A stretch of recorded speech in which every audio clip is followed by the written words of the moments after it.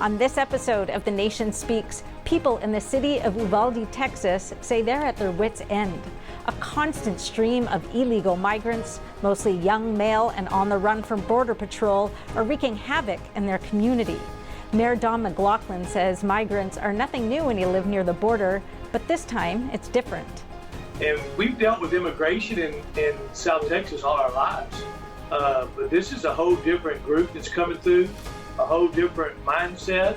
They're more aggressive. They feel you owe them something. And rancher John Sewell says he's worried there's no end in sight. Problems are only going to get worse before they get better. And, America's got to wake up. I mean, we're not just crying wolf down here. We're telling the truth. In America Q&A, we ask if people think Texas, bearing the brunt of this border crisis, should go ahead and build its own border wall.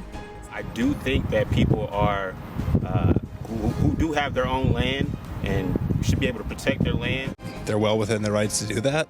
I don't know if I agree with it, but I don't live in Texas. From Texas, so no. Come on, hang out. Come on over. At a time when bipartisan cooperation sounds like an oxymoron, a group of House lawmakers dropped 5 antitrust bills, all taking aim at big tech.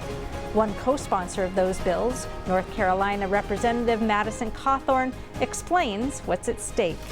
The lobbyists on the side of big tech are starting to rally all of their surrogates to unleash a misinformation campaign that's basically going to say, and which I think is shocking, they're basically going to be advocating for limited government. And what's your opinion of big tech? Our Second America Q&A asks if you think big tech companies should be split apart. Something we should definitely be exploring. I think the big companies have a little bit too much power. It's hard to break up a company that worked that hard to become that big. Finally, ransomware attacks. Colonial Pipeline and JBS Foods are 2 high-profile cases that recently made news, but this cybercrime has a lot more to it than you might think, as we learn from Eric Cole, an ex-CIA hacker who just wrote a book about this modern-day shakedown. Now these attackers are in your entire network, and that's something where you look at Colonial and JBS, where everyone goes, oh, they paid the ransom, they're out of the woods. No, they're deep in the woods because now they have to rebuild and clean up their entire network because this adversary essentially has control over every component.